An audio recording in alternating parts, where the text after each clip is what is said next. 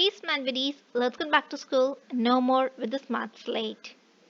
Today we'll know more about punctuation marks. So today we'll discuss each of the punctuation mark like quotation marks, apostrophe, exclamation mark, period, full stop, colon, dash, semicolon, hyphen, braces, ellipses, brackets, comma, parenthesis, question mark, and virgule. So these are the few punctuation marks. We'll know how to use, what mistakes we should avoid, the application, and so on. So the very first mark is the comma. The comma separates two or more objects. Bat, ball, dartboard, chess are included in the list. So if you notice, the objects like bat, ball, dartboard, chess all are separated using comma. And if you notice, it helps us to separate different nouns or proper nouns, you can say, common nouns also at times you can say, but usually proper nouns we try to separate them using the punctuation mark comma. Before and after words in opposition. The first application was very common to you all, but the second application is before and after words in opposition. Try to write a sentence in the comment section of this particular application. Narendra Modi, the Prime Minister of the nation, is in the city. If you notice, Narendra Modi and the Prime Minister are one and the same person. Okay, so he's the Prime Minister. There are no two different persons here. So when you try to use the words in opposition for the same person, you separate the terms using comma. So Narendra Modi, comma, the Prime Minister of the nation. Understood? This is the main application, and then comma is in the city. To separate a participial phrase. Now, whenever you begin a sentence with a phrase, you try to separate the particular phrase with the remaining part of a sentence with the help of a comma to have its meaning. Tired of the fights, he ran away from the home. Now imagine this sentence without any punctuation mark. Tired of the fights, he ran away from the home. You will not get the meaning. But when you separate it, you understand that okay, he was tired of the fights taking place in his home. Then he decided to run away from the home. So this is how you use the comma. Next, to mark off a nominative of address or vocative. Bella, go ahead. Samantha, can you please pass it? So Bella, comma, go ahead. I'm addressing someone. I'm addressing nominative of address. So I'm addressing Bella, or vocative you can say. So Samantha, comma, can you please pass it? I'm addressing Samantha. So when you address the person and when you say them when you ask them to do something, at that time you use the mark comma. So Bella, go ahead. You have to use comma in between, and Samantha, comma, can you please pass it? After introductory phrase and clauses.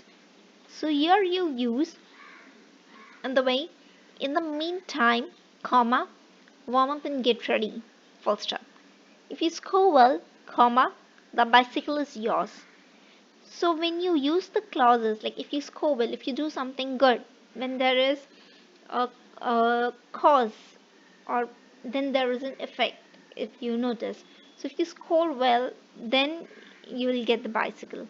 Or in the meantime, warm up and get ready. So when you have introductory phrases like in the meantime, or when you have introductory clauses like if you score well, you separate those phrases and clauses with the remaining part of the sentence using comma.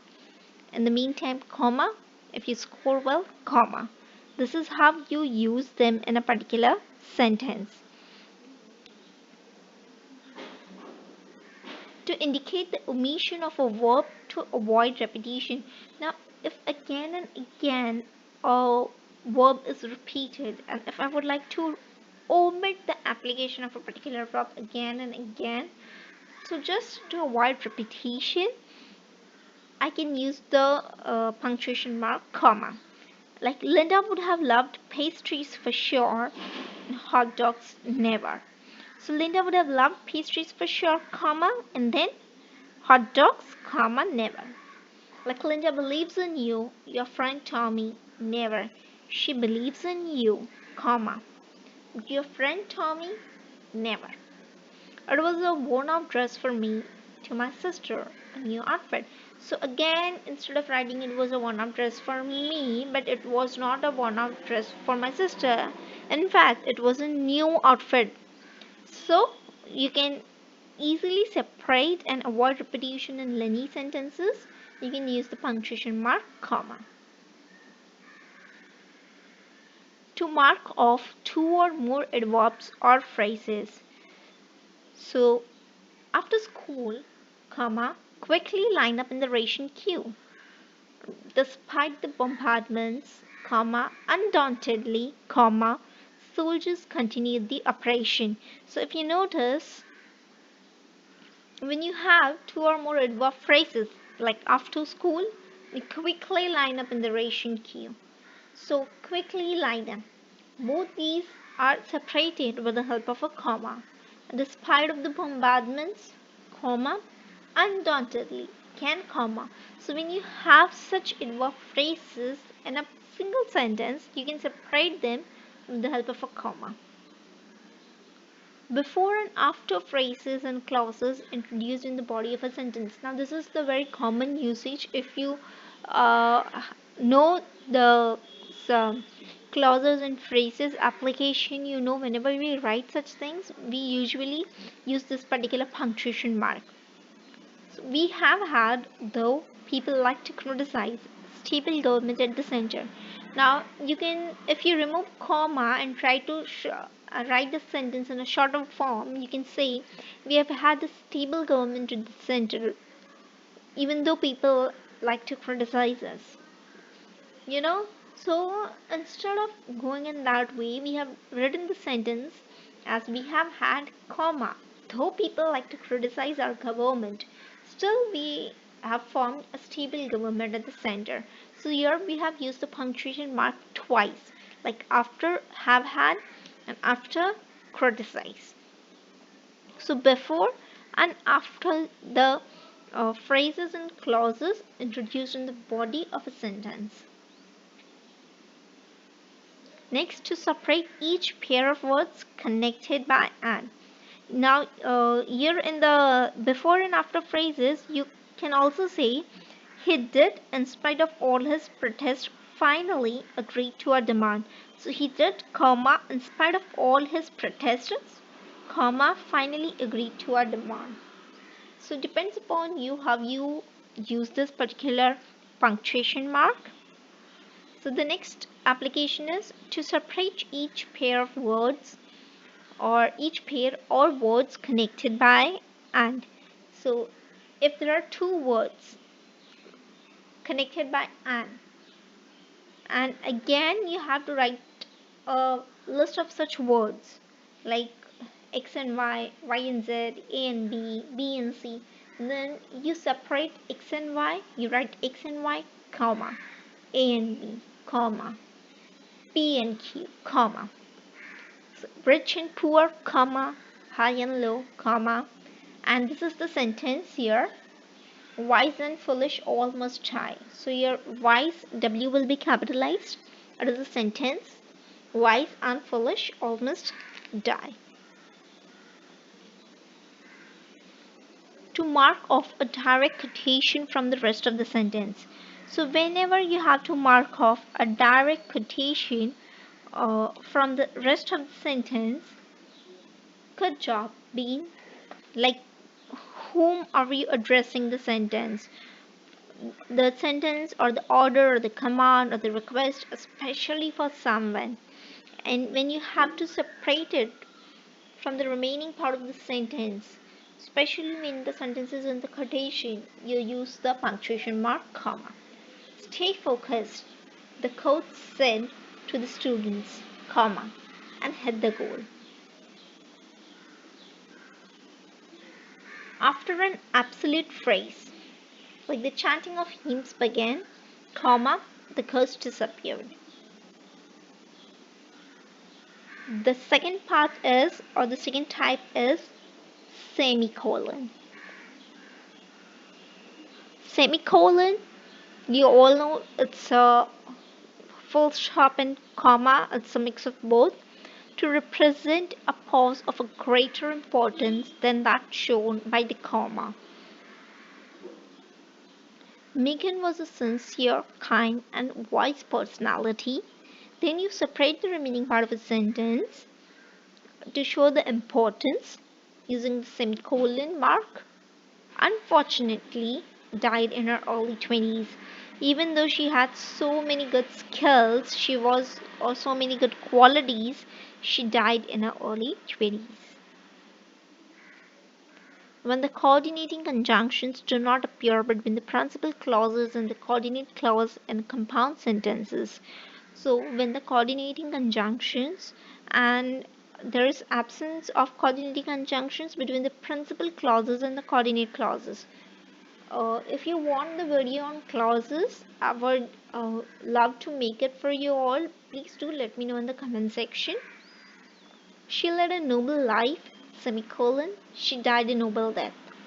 Both these sentences are complete in its own meaning, but when you try to, there is no such word of a clause. Like we have the words, connecting words, that, which, wherever. So such coordinating or principal clauses, when there is absence of the particular word in a sentence, we use semicolon to separate two different sentences having their own meaning. Like she led a noble life and she died a noble death. The next part is colon. Now colon is simply two dots and it is most commonly used to illustrate and to explain a statement. We usually write, answer the following or please fill up the following things. This is the list of the following. Below are the mentioned points, and we use the punctuation mark colon. So the major variants of viruses are, so the list is given, and following are the COVID-19 healthcare guidelines. And again, the list is given. So usually when you illustrate something or explain a statement, the explanation of something when you give, you use the particular punctuation mark. Next is full stop or period to mark the end of a declarative or imperative sentence. So this place is beautiful when you declare something, or even if it's a positive sentence, so or a simple sentence, you can say just a simple sentence have its end with this particular punctuation mark, and it is must for each and every sentence. Full stop is must. Used in modern English to mark abbreviations and initials. So MLA, in between MLA, again we have to put full stops. MCOM, MTDC, DK Ghosh, like initials. DK is the initial and then Ghosh is the surname. John F. Kennedy, F is the initial. So when you use such things or when you write such things or terms, you have to use the full stop.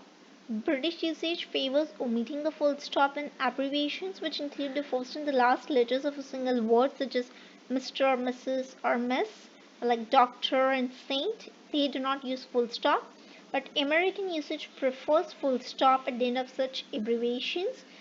Acronyms and initialisms usually do not take full stops, like UNICEF or REM, but if full stops are used, they should be added after all letters in an acronym or initialism, not just the last one. So when we have mph, miles per hour, we write m.p.h and not mph. So this is how we use full stop and period, but you must know the basic application of it. Next is the question mark. Now the question mark is very easier one to understand. It is never used in indirect narration. It is always used after a direct question or narration. How are you? May I come in? Or all such questions. Next is the exclamation mark. Now, exclamation mark is usually used after interjections or surprising emotions or just emotions, after interjections and after phrases and sentences expressing certain feelings and emotions. What a beautiful painting. Oh God, Richard is back home. Oh, what a wonderful surprise. How beautiful the place is. Oh, lovely. Or hooray, we won the match. So when you have such sentences, you use this particular punctuation mark. Next is hyphen. Now, hyphen is again the easiest one. It is a joiner. It is a shorter line than dash. Now, dash is a bit, you can say, bigger line or a larger line, and hyphen is a shorter line. So it connects the parts of a compound word, like self-confidence, father-in-law, or broad-minded, ex-husband, four-seater. So when you have such words, you use the particular punctuation mark. Next is dash. Now if you notice, dash is quite bigger than hyphen. Now this particular punctuation mark is a separator. It is not a joiner, but it is a separator. Indicate a certain stop in the speaker's thought and the introduction of another thought. So there will be the one particular thought will be ceased and another will begin. Breeze, music, sound, sights. Dash. Here it ends, all stopped. 1992 to 2000, and between we have used hyphen. It's joining them, it's not a dash. Comma, my only trustworthy kin, dash, Andrew. So here it shows you it separates, like, my only trustworthy kin from this particular period 92 to 2000 is was Andrew. And breeze, music, sound, sights, everything stopped. Next is brackets. Now brackets is usually used to enclose a parenthetical matter within parenthesis, or it indicates explanations within direct quotations. Like, I spent time in reading books on feminism. In between, if I write in the bracket, a room of one's own, hyphen, Virginia Woolf, close the bracket. So in that particular bracket, I'm trying to denote you the or explain you the matter. Like, you can easily understand here.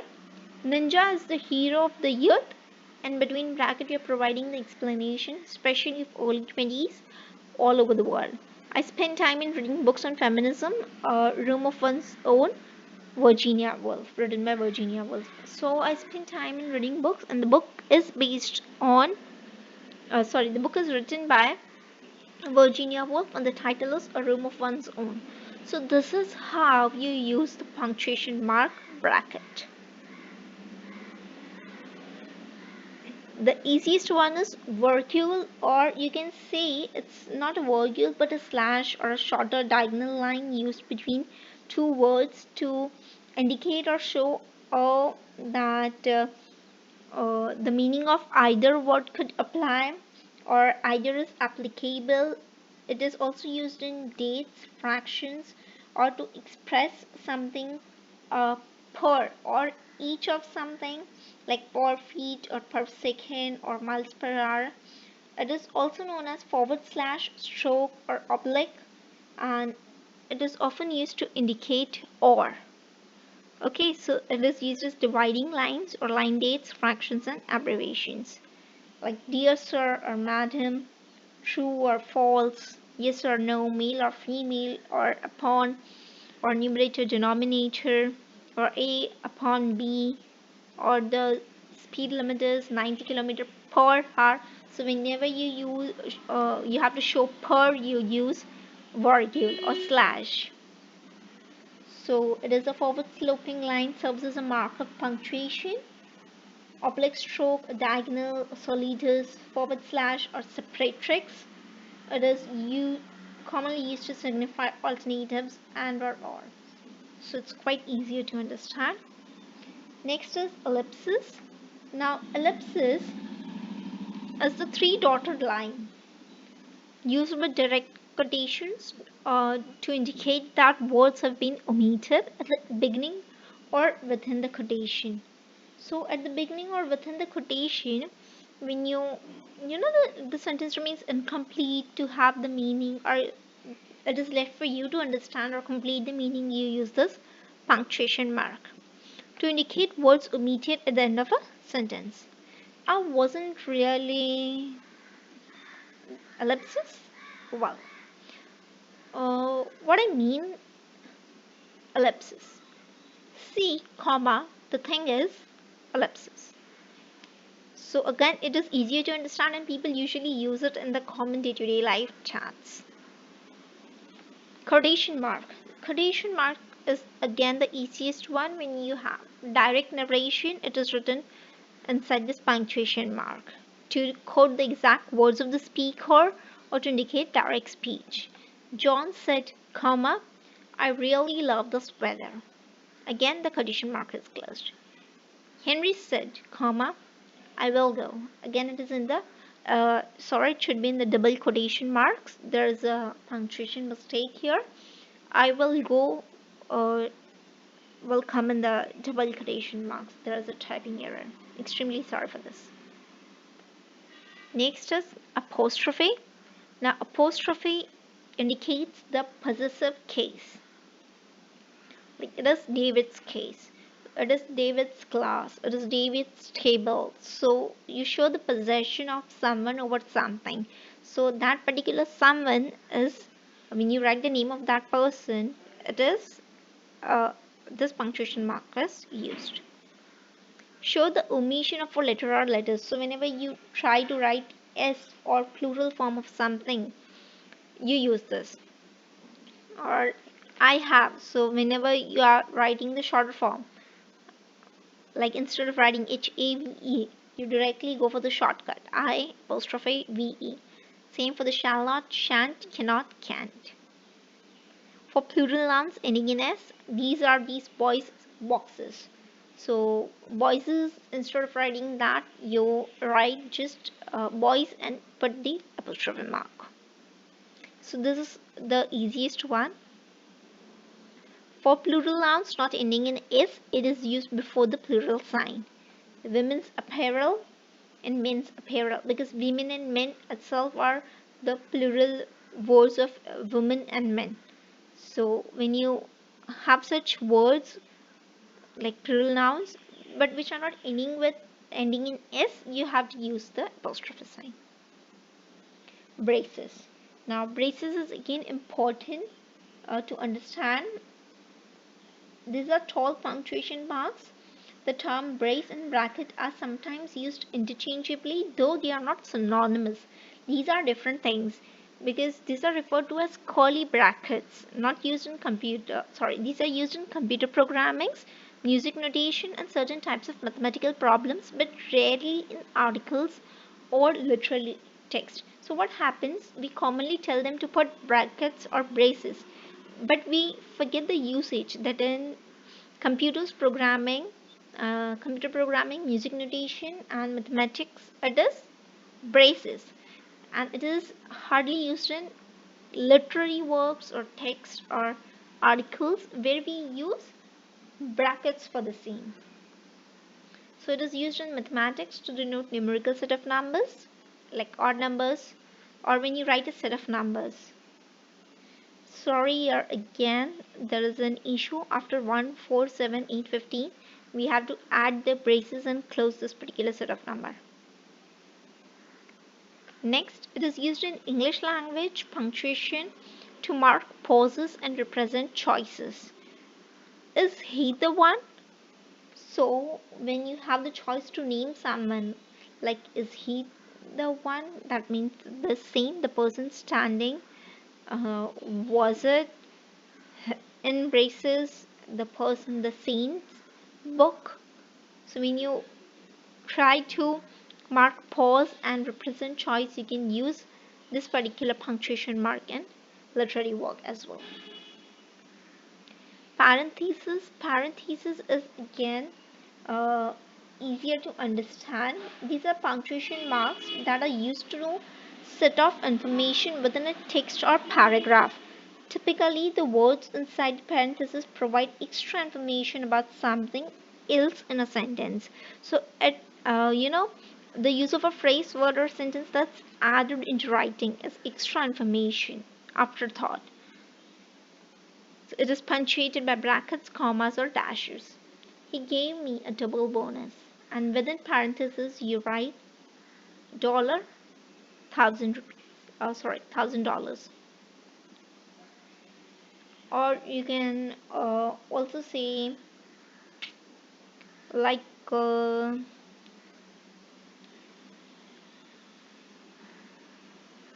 instead of saying he gave me a double bonus and showing in the brackets, uh, you can say he gave me a car. He gave me a double bonus car, comma, $1,000, comma, 5 days leave. So here you have used commas as well as brackets. Now it's your time to practice and punctuate the following sentence and let me know in the comment section. Oh Lord, please help my child, she cried. She did not come, still I waited patiently. And the last one is a society driven by violence cannot prosper. Do let me know in the comment section whether you like the lesson or not. If you still have any queries or in doubts, do let us know in the comment section. We'll try to solve them, and if possible we'll make another video. Do watch the playlist and share it with your family and friends. Thank you. Keep learning, keep growing, and stay subscribed.